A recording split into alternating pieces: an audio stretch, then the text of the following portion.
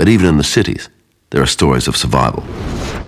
Ladies and gentlemen, I give you Mr. Hung Lee. Hung Lee is a comedian and a survivor. You know that show Survivor? Have you seen that show? Every week, my whole family, we get together, we turn the lights off, we watch Survivor, and my old man goes berserk. 30 years ago, Hung and his family fled Vietnam to make a new home in the southern city of Melbourne. 30th of April 1975 is the last day of the Vietnam War, and we get this phone call. It says you've got 3 hours to leave the country. So like so quickly, we packed our bags, fed the dog to Grandma, and we drove to the dock, jumped on the boat, and then you look back, and the whole of Saigon was burning. Mate, I reckon these flames just to make Vietnamese people feel at home.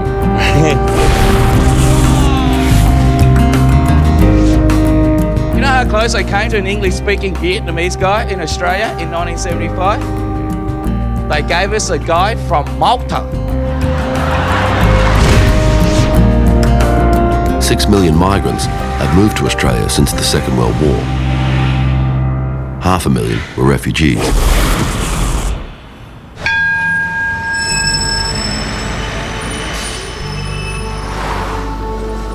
Today, 140 different nationalities live on Australian soil. 1 in 4 Australians were not born here. Australia's different because it's made up of so many different nationalities. People hold on to their cultures. Bringing their stories, their food, and their outlook with them, European, Asian, and Middle Eastern migrants are constantly transforming Australia. The Italians came here after the Second World War, made huge impact. Brought spaghetti here, and if it wasn't for Italians, we'd still be eating pumpkin pie, pumpkin soup, pumpkin scones. Always looking for new material, Hung hits the road to experience a bizarre Aussie sport where the contestants are deadly. Hung Lee was once an outsider, and that gives him a special perspective on the Australian character, which he mines for his act.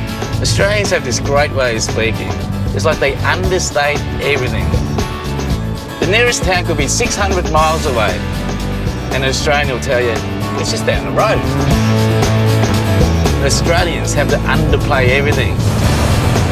Mind you, not everything is understated. Anything that's over the top is gold for comedians. The Egyptians got the pyramids, well, we got the big pineapple. Right-hand turn of the big pineapple, you end up with the big cow. Size does matter in Australia. I reckon Australia used to be a land of the giants before the white fellas turned up. Mary had a little ram. Its fleece is white as snow. He got into Mary's steroid stash, and look at Fluffy grow. Hung's travelled 1,500 miles from Melbourne to Cairns in far north Queensland. The animal he most wants to see is the country's most despised creature. But it still gets invited to the pub. Okay, 3, 2, 1, tide race. You ready? 3, 2, 1, tide race. Away they go. Put 5 cane toads in the middle, put some numbers on their back, and gamble. Another immigrant, this time gone wrong. This toad was introduced from South America to eat the beetles on sugarcane. But it soon overran the environment because it had no natural predators. It's toxic to anything that eats it. They're killing crocodiles now. Cane toads are going to take over Australia.